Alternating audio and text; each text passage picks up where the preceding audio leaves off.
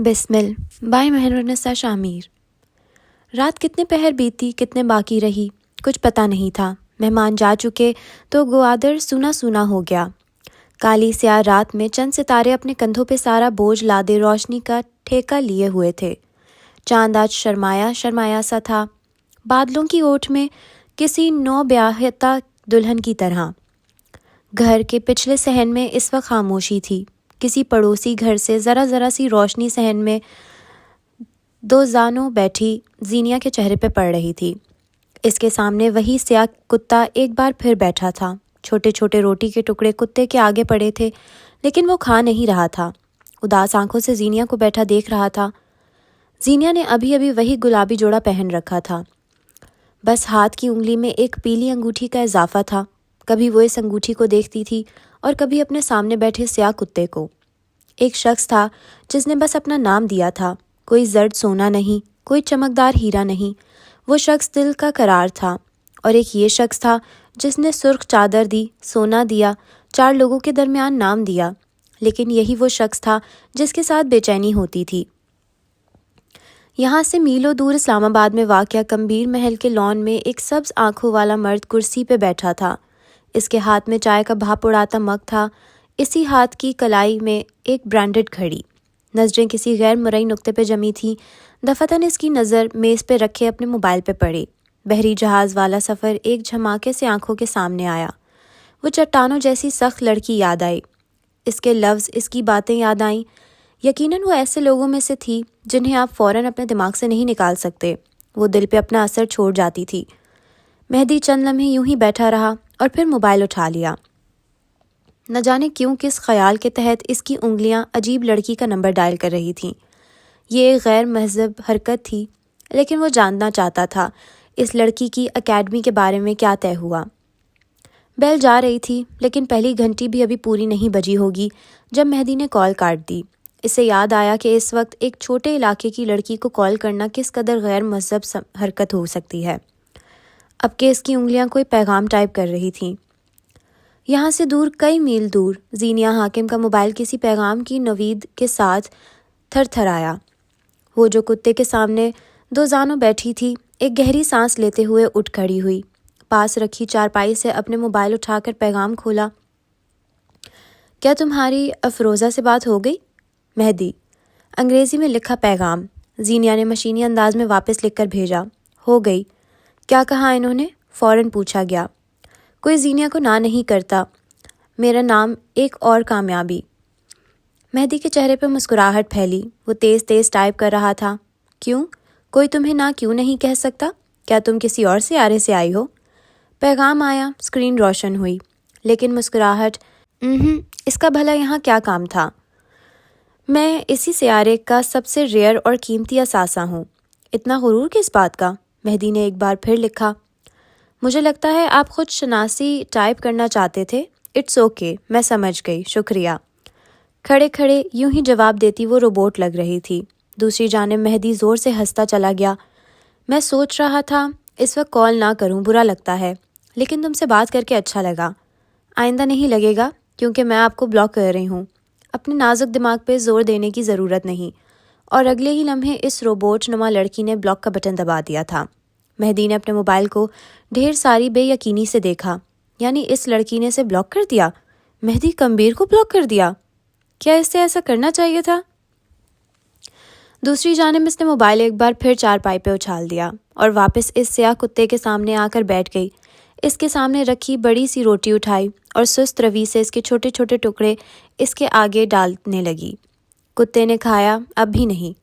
اگلی 2 ٹانگیں فرش پہ بچھا کر وہ اداس سا اس کو تکے گیا۔ اپنی مالکن کا غم میں وہ بھی غمزدہ تھا۔ رات آہستہ آہستہ اپنی سیاہی سمیٹے رخصت ہو رہی تھی۔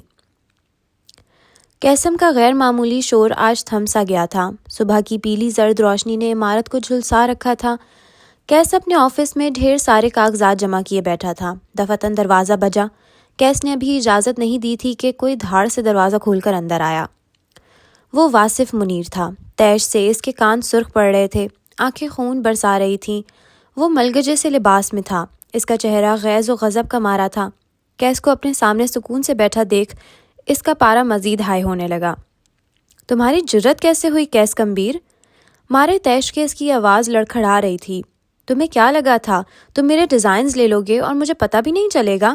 تمہیں کیا لگا تھا تم مجھ سے کہو گے اس رات میرے آفس میں داخل ہونے والے تم نہیں بلکہ ایک بلی تھی، تو کیا میں مان لوں گا؟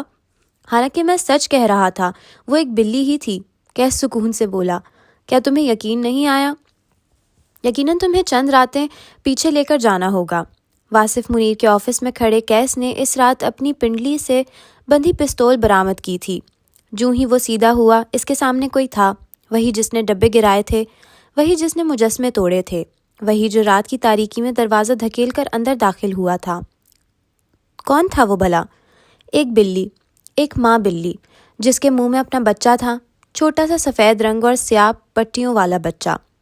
شاید وہ اس کے لیے کسی محفوظ مقام کی طاق میں تھی۔ اپنے سامنے ایک دیو ہیکل انسان کو دیکھ کے وہ ایک ہی جست میں باہر بھاگی تھی، بیچاری معصوم بلی۔ کیس نے اسے جانے دیا۔ جو ہی پلٹ رہا تھا، اس کی نظر میز کے قریب فرش پہ گری ایک بھوری جلد کی اسکیچ بک پہ پڑی۔ خستہ حالت سی جلد والی اس کی اسکیچ بک پہ کھڑکی سے آتی روشنی پڑ رہی تھی۔ کیس اچنبے سے آگے بڑھ آیا۔ چند لمحے یوں ہی کھڑے رہنے کے بعد اس نے جھک کر وہ نوٹ بک اٹھا لی تھی۔ اس کی خستہ حالی بتاتی تھی اس پہ کئی عرصے سے کام کیا جا رہا ہے، لیکن قسم کا کوئی ایسا پروجیکٹ تھا ہی نہیں جسے ایک لمبا عرصہ پینڈنگ رکھا گیا ہو۔ اس نے کتاب کھولی اور اگلے ہی لمحے اس کے لب اوہ میں سکڑے تھے، ابرو 27 سے اوپر کو ہوئے، چہرے پہ جاندار مسکراہٹ بکھر گئی۔ کیس کا کام کیس کا جنون تھا، اور جو کام اس وقت اس کے ہاتھ میں تھا یہ کروڑوں کا فائدہ تھا۔ ایک ایک ڈیزائن اتنا قیمتی اور اتنا نفیس تھا کہ لوگ اس کی کئی اسٹاکس ختم کرنے کے وہ دیوانے ہو سکتے تھے۔ اسی لمحے کسی بھاری بوٹوں کی چاپ کیس کو اپنے قریب آتی سنائی دی۔ اس نے سر نہیں اٹھایا، وہ یوں صفحات پلٹاتا رہا، یہاں تک کہ آواز ساکن ہو گئی۔ بوٹوں والا شخص ٹھہر گیا تھا۔ کیس نے سیاہ آنکھیں اٹھا کر اسے دیکھا۔ براق حنیف ایک بار پھر اس کے سامنے تھا، محفوظ مسکراہٹ لبوں پہ سجائے وہ کیس کو دیکھ رہا تھا۔ ہر دوسرے انسان کی طرح مجھے بھی بحث کے 10 منٹ بعد یاد آیا، ارے یہ لائن تو میں نے بولی ہی نہیں، کاش میں اس وقت یہ لفظ کہہ دیتا۔ آدھا عرب ہلکے اندھیرے میں کھڑا کہہ رہا تھا، اسی لیے میں نے سوچا واپس جایا جائے۔ براق حنیف نے ہمیشہ دل کی سنی ہے، اور دیکھو میں تمہارے سامنے ہوں، تمہارے ہاتھ میں ایک اسکیچ بک دیکھ رہا ہوں، یقیناً مجھے اپنا منہ بند رکھنا ہوگا، ہے نا پیارے دوست؟ کیس سرد سا مسکرایا۔ تم اپنا منہ بند رکھو یا کھولو مجھے فرق نہیں پڑتا، لیکن یہ 4 فٹ چوڑا منہ میرے سامنے مت لایا کرو، یوں لگتا ہے جیسے یہ تمہاری شکل نہیں بلکہ کسی قوم پہ عذاب آیا ہو۔ دوست میرے پاس تمہارا سیکرٹ ہے، کیا تمہیں مجھے عزت نہیں دینی چاہیے؟ اس سے افسوس ہوا تھا۔ جس دن مجھ پہ تمہیں عزت دینے کا وقت آیا، اس دن عزت بھی خودکشی کر لے گی۔ اسے کس بے عزت انسان کے پاس آنا پڑ رہا ہے؟ ٹریجڈی۔ موجودہ دن میں ہمارے مسائل زیادہ بڑے ہیں۔ کیس اب تک پرسکون نظروں سے اپنے سامنے کھڑے واصف منیر کو دیکھ رہا تھا، وہ جو غصے سے مغلظات بکے جا رہا تھا۔ کیس اپنی جگہ سے اٹھ کر اس کے سامنے آیا۔ میں تمہیں سو کروں گا کیس، میں کوئی عام آدمی نہیں ہوں، میں کوئی ایرا کیرا نہیں ہوں، تم میرا حق نہیں مار سکتے، تم میری کمائی میری زندگی نہیں چھین سکتے۔ اس کے منہ سے کف نکل رہا تھا۔ کیس سکون سے اس کے سامنے آ کر کھڑا۔ تم واصف منیر احمد، تم بھی میرا حق نہیں مار سکتے، تم مجھ سے میری کمائی نہیں چھین سکتے، میں بھی کوئی ایرا غیرا نہیں ہوں، میں بھی کوئی اٹھائی گیر نہیں ہوں، ہم دونوں میں سب کامن ہے۔ غور سے واصف کی آنکھوں میں دیکھا۔ تم پریویلیجڈ ہو اور میں سیلف میڈ، اس نے کہہ ڈالا۔ میں نے گدھوں کی طرح کام کر کے اس عمارت کو بنایا ہے اور گدھ بن کر اس کی حفاظت کی ہے۔ تمہیں کیا لگتا ہے میں تم جیسوں کو اس عمارت کی بنیادیں نوچنے دوں گا؟ میں نے اس عمارت کو بنانے میں تمہارا ساتھ دیا ہے، واصف خرایا۔ میں اس عمارت کو کیوں نوچوں گا؟ دھوکہ جڑیں کھوکھلی کرتا ہے، کیس نے سرگوشی کی۔ واصف کی رنگت پھیکی پڑی۔ تم جڑیں کھوکھلی کر کے ایک کانچ کے بے جان عمارت دو گے تو میں اس کا کیا کروں گا؟ واصف نے کچھ کہنا چاہا لیکن سارے الفاظ حلق میں ڈوب گئے۔ یہ آفس میرا ہے، یہاں تمہیں تنخواہ دیتا ہوں، لوگ تمہیں کیسم کے نام سے جانتے ہیں۔ وہ ایک پل کو رکا، سنجیدگی سے اپنے سامنے کھڑے آدمی کو دیکھا۔ یہ ایئر کنڈیشن آفس، یہ عمارت، یہ شہرت، تمہیں یہ سب میں نے دیا تھا، تمہیں یہاں بیٹھ کر میرے لیے کام کرنا تھا، لیکن تم نے کیا چنا؟ تم نے غداری چنی، اور ایک سلطان ہوتے ہوئے میرا فرض ہے کہ تمہیں سزا دی جائے۔ وہ صفاق ہوا تھا، صفاق بھی ایسا ویسا نہیں۔ تم میرے ساتھ کچھ نہیں کر سکتے کیس، میں تمہاری نسلوں کو رلاؤں گا۔ وہ چبا چبا کر باور کروا رہا تھا۔ میں تمہیں فائر کرتا ہوں واصف منیر، کیونکہ مجھے یہ حق ہے۔ اس نے جیسے سنا ہی نہیں تھا۔ میں تمہاری تمام ڈیزائن ضبط کرتا ہوں کیونکہ تمہارے پاس کوئی ثبوت نہیں۔ تم ایسا نہیں کر سکتے کیس، میرے پاس ثبوت ہے، براق حنیف نے سب دیکھا ہے۔ وہ گواہی دے گا، میں تم پہ کیس کروں گا، میں تمہیں گھسیٹوں گا۔ وہ پاگلوں کی طرح چلا رہا تھا۔ اس کا بس نہیں چلتا تھا اپنے بال نوچ ڈالے۔ تم آج گرفتار ہوگے، مجھے جان کی دھمکی دینے کے لیے۔ کوئی تمہارے لیے گواہی دینے نہیں آئے گا، کوئی تمہیں بچائے گا نہیں۔ وہ ایسے کہہ رہا تھا گویا کوئی خبر نامہ پڑھ رہا ہو۔ تم میرے خلاف کورٹ میں نہیں جا سکتے، کیونکہ اگر تم وہاں گئے تو تمہیں ماننا ہوگا کہ تم نے مجھے دھوکہ دیا۔ اب کہ واصف کے پیروں سے صحیح معنوں میں زمین کھسکی تھی۔ تم میرے ساتھ ایسا نہیں کر سکتے کیس۔ اب کہ اس کے لہجے میں شوق تھا۔ میں نے تمہارے ساتھ کام کیا ہے، تم میرے ساتھ ایسا نہیں کر سکتے۔ دھوکے کی ایک خاصیت ہوتی ہے، یہ پلٹ کر آپ ہی کے پاس آتا ہے۔ تمہاری باری آ چکی واصف منیر۔ میں نے دھوکہ نہیں دیا کیس، خدا کی قسم میں نے دھوکہ نہیں دیا۔ وہ لگیا رہا تھا۔ کیس اب پلٹ کر اپنی میز تک جا رہا تھا۔ میں بس تمہیں سرپرائز دینا چاہتا تھا۔ میں نے جو کچھ کیا تمہارے لیے قسم کے لیے کیا۔ مجھے معاف کرو۔ اچھا ایک منٹ ہم بات کر لیتے ہیں۔ اس کے الفاظ بے ربط تھے، باتوں کا کوئی جوڑ نہیں ملتا تھا۔ کیس انٹرکام اٹھائے سیکیورٹی کو بلا رہا تھا۔ واصف منیر کا دل بند ہونے لگا۔ کیس تم میری بات سنو، میرے ساتھ یوں نہ کرو، میں نے تمہیں کوئی دھوکہ نہیں دیا، یہ سب قسم کے لیے تھا، میرا یقین کرو۔ کیس نے ٹھنڈی ٹھار نظروں سے اسے دیکھا۔ 1 مہینہ قبل فیصل آباد میں سائٹ دیکھنے گئے تھے تم، کیا اپنے زندہ باپ کی قبر کے لیے، یا پھر اپنی مردہ ماں کو اسلام آباد کے قبرستان سے کہیں اور شفٹ کرنا ہے؟ واصف منیر کے منہ پہ جیسے کسی نے کھولتا ہوا تیل ڈالا ہو، جل کر راکھ ہونے لگا۔ تم ان کے 1000 ڈیزائنز کے سہارے اپنی کمپنی، اپنا فیشن ہاؤس بنانا چاہتے ہو۔ تمہیں لگتا ہے میں نہیں جانتا تھا؟ اسی لمحے کھلے دروازے سے سیکیورٹی اہلکار اندر داخل ہوئے، جنہوں نے آتے ہی واصف منیر کو گردن سے دبوچا۔ ایک نے بازو پکڑا۔ کیس چند لمحے بے تاثر نگاہوں سے اسے دیکھ رہا تھا اور پھر آنکھ کے اشارے سے دفع ہونے کا اشارہ کیا۔ سیکیورٹی اہلکار اسے لے کر جا رہے تھے۔ وہ خاموشی سے ساتھ جا رہا تھا۔ اس وقت اس کا دماغ خالی تھا، لیکن وہ بہت جلد ایک انتقامی کارروائی کے ساتھ لوٹنے والا تھا۔ کیس تیار تھا، وہ ہمیشہ ہی تیار رہتا تھا۔ حاکم نواب کے گھر پہ دوپہر کا کھانا کھایا جا رہا تھا۔ لمبا دسترخوان برآمدے میں بچھا تھا۔ زینیا سالن کے ڈونگے رکھتی نظر آ رہی تھی۔ کونج چاولوں کی ڈش بے ڈھنگے انداز میں بھرے ہوئے آتی دکھائی دے رہی تھی۔ بشر خاموشی سے ایک طرف بیٹھا تھا۔ دادی اماں سربراہی جگہ پہ بیٹھی تھی۔ ان کی دائیں طرف ابا بیٹھے تھے اور بائیں جانب آ کر کونج بیٹھی۔ امینہ بیگم نے بشر کے ساتھ والی جگہ سنبھال لی اور زینی ابا کی لائن میں ذرا فاصلے پہ۔ ابا برے نہیں تھے، نہ وہ بری تھی، بس ان دونوں کے درمیان فاصلے تھے جسے ان دونوں میں سے کسی نے ختم کرنے کی کوشش نہیں کی تھی۔ زینیا نے اس فاصلے کو ضرورت سے زیادہ محسوس کیا تھا اور ابا نے شاید ساری زندگی ضروری محسوس ہی نہیں کیا تھا۔ ابا، کھانے سے ہاتھ روکے بیٹھی زینیا نے پکارا۔ کہو۔ اگلے ہفتے سے میری کلاسز ہیں، مجھے جانا ہوگا، آپ کی اجازت چاہیے۔ وہ گردن ترچھی کیے اپنے باپ کو دیکھ رہی تھی۔ بشر خاموشی سے کھانا کھاتا رہا۔ اگلے ہفتے نہیں بیٹا، 2 دن بعد مائیوں ہوگا، پھر اگلے 2 دن بعد نکاح اور رخصتی ہے۔ بلاج نے ایک چھوٹا سا فلیٹ دیکھا ہے، تم اس کے ساتھ وہیں شفٹ ہوگی۔ اس ہفتے نہیں، اگلے ہفتے دونوں ساتھ جانا۔ انہوں نے تفصیلی جواب دیا۔ لہجہ خوشگوار رہا۔ زینیا بس انہیں دیکھ کر رہ گئی۔ بالات سعودی کب جا رہا ہے ابا؟ اب کے بشر نے سوال کیا تھا۔ 1 ماہ بعد کا کہہ رہا ہے، وہ بھی میری وجہ سے، ورنہ اسے تو شادی کے اگلے روز جانا تھا، لیکن میرا بھانجا ہے، اپنی عورت کو یوں چھوڑ کر تھوڑی جائے گا۔ ان کا بس نہیں چلتا تھا، بھانجے کی شان میں قصیدے پڑھنے لگے۔ کونج نے ایک نظر زینیا کو دیکھا، پھر ابا کو، اور پھر دادی کے کان کے پاس جھکی۔ یہ آپ کے بیٹے کو ہو کیا جاتا ہے؟ کبھی گڑ کی ڈلی، کبھی زہر کی کلی۔ اس کی آنکھوں میں شیطانی ناچ رہی تھی۔ دادی نے اپنے بیٹے کو دیکھا، پھر کونج کے کان میں سرگوشی کی۔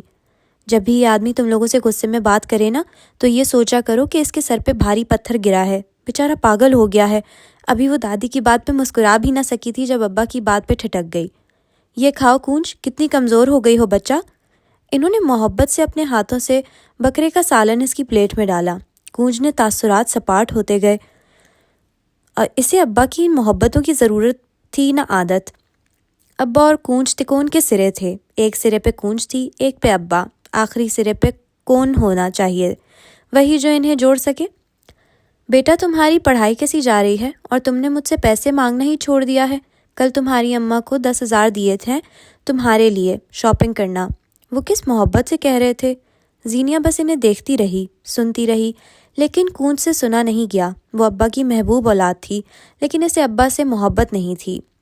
میری پڑھائی اور میری شاپنگ آپ کا مسئلہ نہیں ہے، وہ کہنا تو یہی چاہتی تھی، لیکن پڑھائی ٹھیک ہے، کپڑوں کی ضرورت نہیں، مناسب لہجہ، اور وہ اٹھ کھڑی ہوئی، کہہ کر اپنے کمرے کی جانب بڑھ گئی۔ اب اسے اگلے 1 گھنٹے تک رونا تھا، ابا کے ماضی کے رویے پر اور حال کے بدلتے رنگوں پر۔ زینیا اب بھی چپ چاپ ابا کو دیکھ رہی تھی۔ شادی اس کی تھی، اس سے پوچھے جانا چاہیے تھا۔ پڑھائی کے لیے دوسرے شہر وہ جا رہی تھی، اسے حوصلہ دینا چاہیے تھا۔ ابا اس کے فیورٹ تھے، لیکن وہ ابا کی فیورٹ کبھی نہیں بن سکتی تھی۔ چاہے کچھ بھی ہو جائے، زینیا اور ابا کے ستارے ایک دوسرے کے مدار میں نہیں گھوم سکتے تھے، ابا اس کے نہیں بن سکتے تھے۔ پھر چاہے بشر کے لیے دیکھے گئے خواب اپنے ذریعے پورے کرے، یا پھر ابا کے بھتیجے سے دل کو مار کر شادی کر لے۔ ابا چند لمحے آزردگی سے اپنی چھوٹی بیٹی کو جاتے دیکھتے رہے، پھر اٹھ کھڑے ہوئے، ایک سخت نظر زینیا پہ ڈالی۔ اگر تم اس کی تربیت اچھے سے کرو تو آج وہ اس طرح زبان نہ چلائے، لیکن تمہارے تو اپنے غم ختم نہیں ہوتے، سارے عذاب مجھ پہ ہی آنے تھے۔ بڑبڑاتے ہوئے وہ چلے گئے۔ زینیا یاسیت سے ابا کے لیے بنائے کھانے کو دیکھتی رہی۔ زندگی میں محبت کے علاوہ بھی کئی غم تھے۔ کمبیر محل میں اتری شام خوشگوار نہیں تھی۔ اس وقت سارے گھر کی آرائش و زیبائش کو چھوڑے ہم مقصود کمبیر کے کمرے کی طرف جائیں گے، جہاں سے مہدی کے تیز تیز بولنے کی آوازیں آتی تھیں۔ دروازہ دھکیل کر اندر آؤ تو ایک صاف ستھرا کمرہ تمہارا منتظر ہے۔ چاروں دیواروں پہ ہوا سفید پینٹ، کمرے کے عین بیچوں بیچ رکھا سفید پلنگ، دیواروں پہ مختلف پینٹنگز تھیں۔ ایک جانب قدیم تاریخی کتابوں کا ریک، اس کے سامنے رکھا سیاہ ریکلائنر۔ مقصود کمبیر اپنی ویل چیئر پہ بیٹھے تھے، مہدی ان کے سامنے کھڑا تھا، نیلی بیگی شرٹ، سفید سلیکس، گلے میں جھولتی چین، بالوں کے تازہ اسپائکس اور چہرے کا تبا تبا غصہ۔ جو آپ چاہتے ہیں چچا وہ ہرگز نہیں ہوگا، وہ عورت اس گھر میں نہیں آئے گی، اگر وہ آئے گی تو میں یہاں سے جاؤں گا، انگلی اٹھا کر کہتا وہ وارن کر رہا تھا۔ مقصود ٹھنڈے تاثرات لیے اسے دیکھ رہے تھے۔ اس عورت سے نفرت ہے مجھے، بے تحاشا نفرت، میں اسے اپنی زندگی سے دور رکھنا چاہتا ہوں، اور میں رکھ آیا ہوں۔ وہ رکا، گہری سانس لی، تنفس پہ قابو پایا۔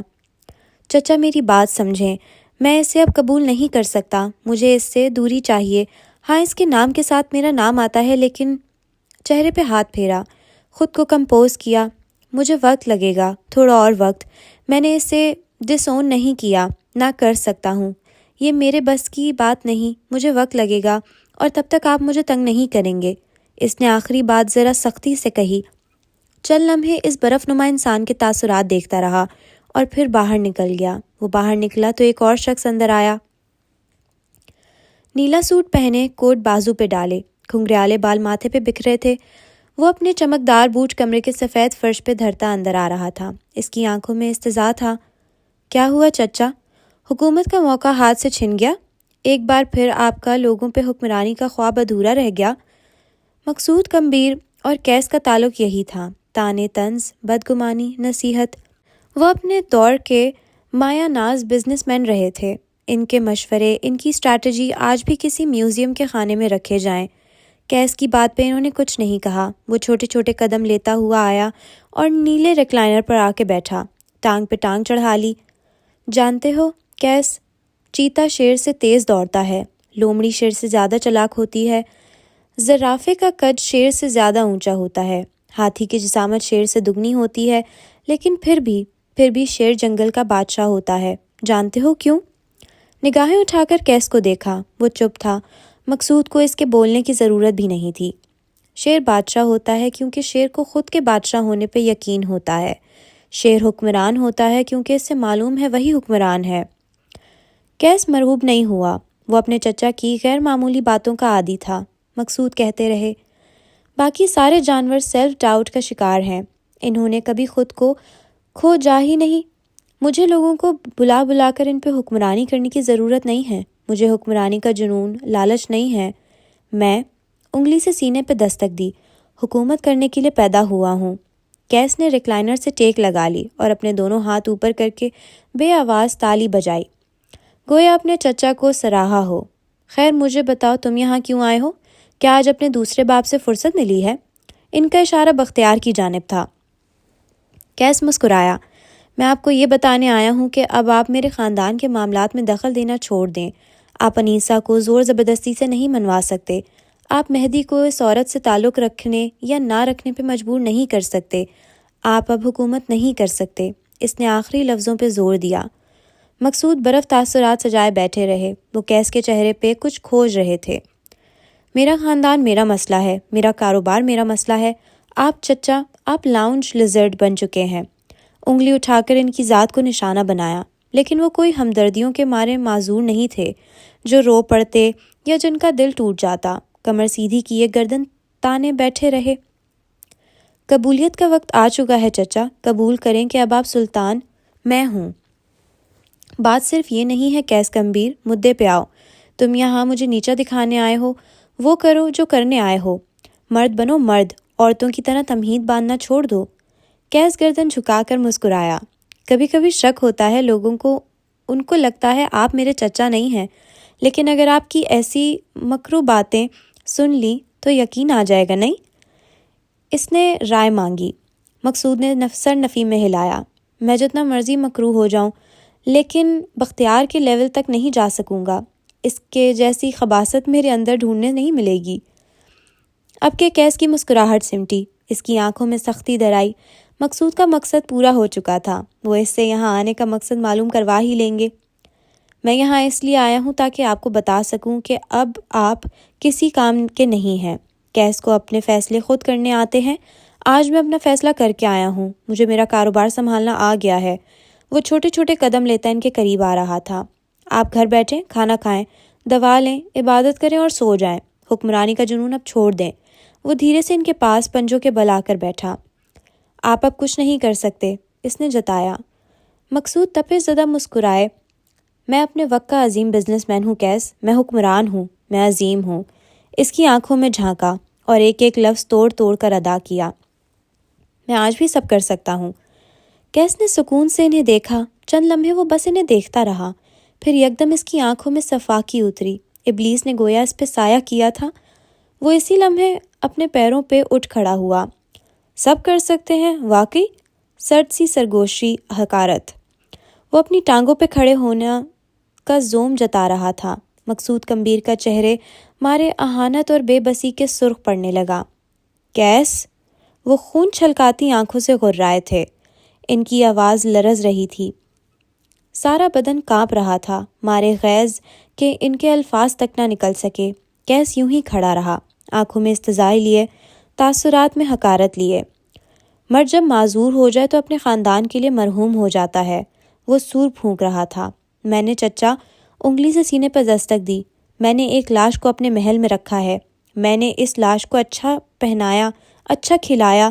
اب وہ لاش اگر زندہ ہو کر میری جگہ لینا چاہے تو میرے بس میں یہ ہے کہ میں اسے مار دوں.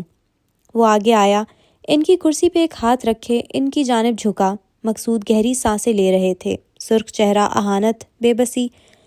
بے روزگار مرد دنیا کا بوجھ ہے. میں نے یہ بوجھ اپنے کندھے پہ رکھا ہے. چچا خاموش رہیں، نوالے توڑیں اور سو جائیں. میرے خاندان اور اس کے معاملات سے دور رہیں. مقصود کا تنفس تیز تیز چل رہا تھا. وہ خون آشام نگاہوں سے اسے دیکھ رہے تھے. ان کا جی چاہا تھا وہ آج کیس کا گلا گھونٹ ڈالیں. قبولیت کا مرحلہ آ گیا ہے، قبول کریں چچا. کیس انہیں چند پل دیکھتا رہا، پھر آگے بڑھ گیا. دروازے کے ہینڈل پہ ہاتھ رکھے وہ ایک پل کو رکا تھا. مڑ کر اس لاش نما انسان کو دیکھا، سر سے پیر تک. یاد رکھیے گا، آپ سب نہیں کر سکتے. وہ جدا کر باہر نکل گیا. یہ اس کی سلطنت تھی. یہاں کے لوگوں سے جیسے چاہے پیش آتا.